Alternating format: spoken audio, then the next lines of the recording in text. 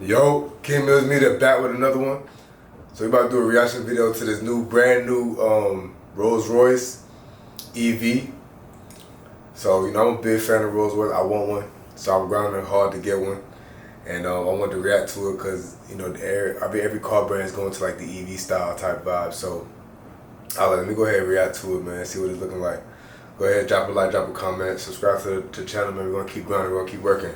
Appreciate all the love and support. Tom Cruise and aviators, roast beef and gravy, electric and Rolls-Royce. These are combinations that just work. They belong together. In fact, I'm slightly surprised that it's taken Rolls-Royce this long to introduce their first electric car, because over 100 years ago, one of its founders, Charles Rolls, said this: "The electric car is perfectly noiseless and clean. There is no smell or vibration.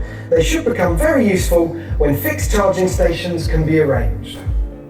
Yeah, still working on that last one, Charles, but he was right. I'm not gonna lie, that car looked fire. Like, your Rolls-Royce, yo, is just like an iconic car. Like, you can't match it. Right, and that combination of effortless torque, creamy smooth power delivery, and total silence is precisely what Rolls-Royce has been trying to coax out of its V12 engines for decades. A pure electric vehicle should be all Rolls' dreams come true, which is why Rolls-Royce has been flirting with EVs for a while.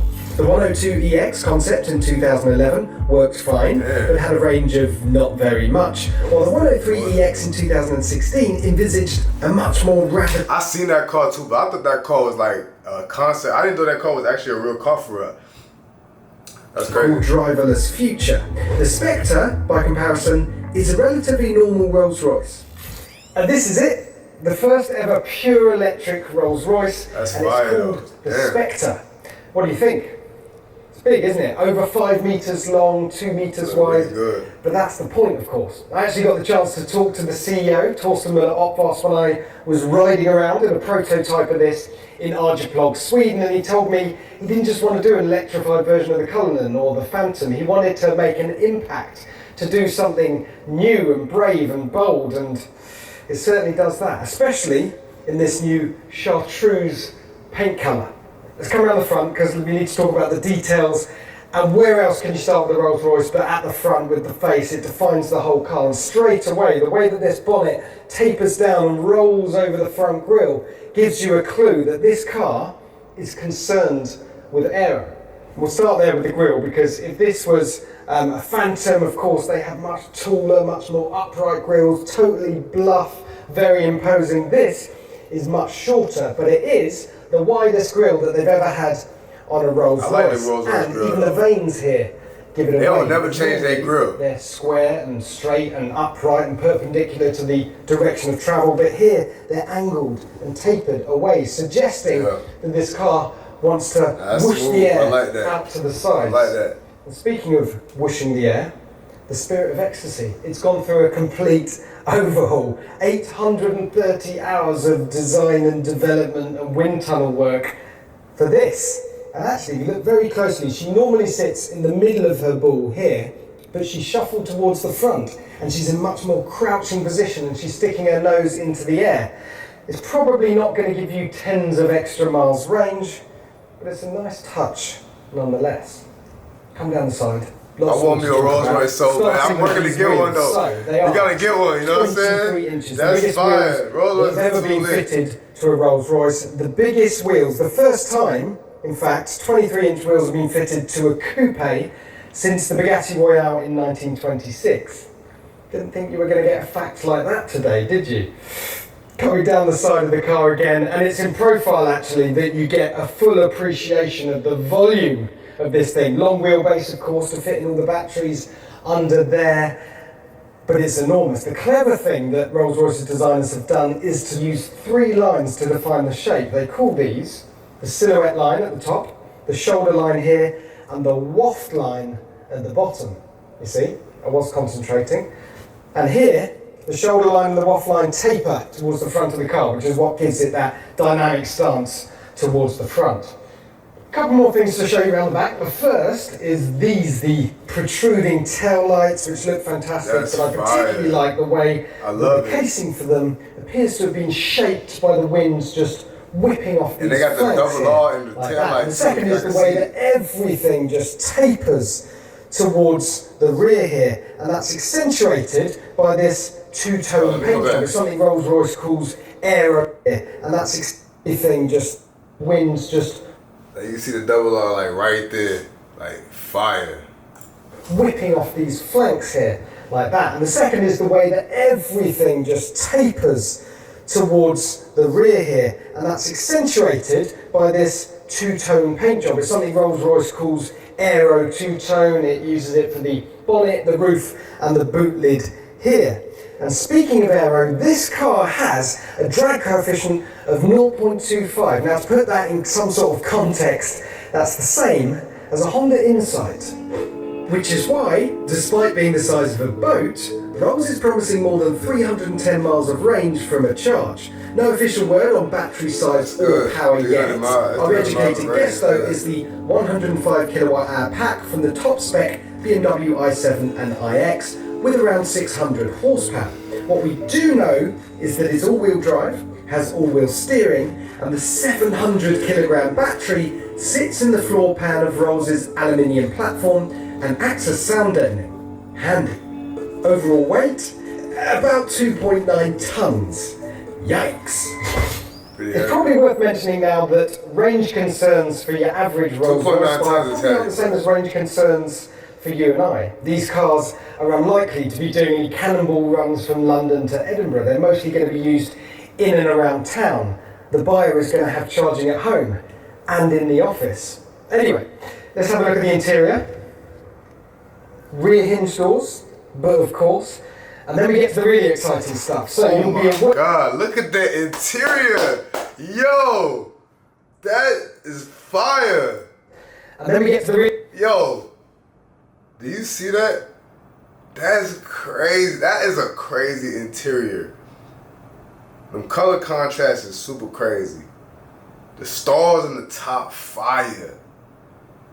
Who'd have thought brown and pink would have looked so good together like that? Nah, they went crazy. Rolls-Royce is different. This is different. Really exciting stuff. So you'll be aware of Rolls-Royce's Starlight headliner. Now we've got Starlight doors. Oh, that's here they are. tough. 4,800 individually lit stars. That's in total across this door card, the passenger door card, and in the back of the car. It's still undergoing development. They're still working on the distribution and how they light the lights, but it already looks magnificent. And then we get to the seats themselves, and this is an all-new design for the Spectre, and you can see here how you can really play around with the personalisation, the use of colour here. So this has got chartreuse leather in the middle to match the exterior colour. You've got peony pink on the lapels, and that's all set against grace white. But equally, you can have some fun. You can take this colour right up to here and create a bucket seat within a seat, if that's your thing. Right, let's get in. Oh yes. Oh, that's nice.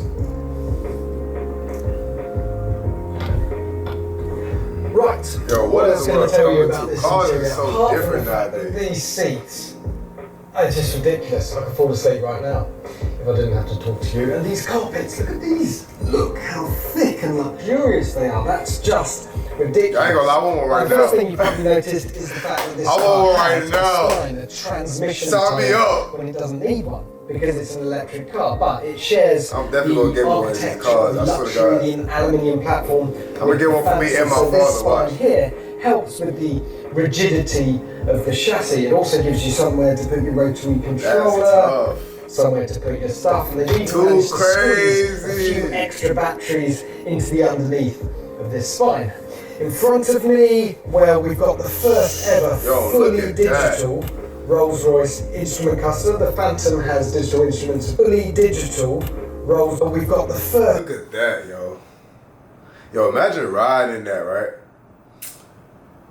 And you just driving through the city with a Rolls-Royce. Like, I like driving. People like getting like drivers when they got cars like this. You feel me? But I like driving. You know what I'm saying? So I'm like, That's crazy. Like, I wouldn't mind being chauffeur, but like driving the whip, like you really accomplish life when you driving a car like this. Like it's crazy. First ever fully digital Rolls-Royce instrument cluster. The Phantom has digital instruments, of course, but it has a physical chrome ring around them. We've got another screen in the middle of the dash that is a touch screen, as well as being controlled down here by the dial. And there's another screen over here in front of the passenger, but that just displays a lovely Spectre logo. In terms of audio, well, it's got a bespoke in-house built Rolls-Royce audio system, and I'm told this car will make noises when you're driving along, but it just hasn't been finalised what those noises are. In terms of driving modes, it doesn't have any. It doesn't have anything as uncouth as a sport mode or anything like that. You just have this lever here that has reverse, neutral and drive, and a single button on it that says B. That's because you can drive this without any brake regen, so it coasts when you lift off the throttle, or you hit that button and you can effectively do one pedal driving. And most importantly, does it still have an umbrella in the door? Well, let's find out. Yes, of course it does. There it is. That's crazy. They should have made the umbrella match the interior though.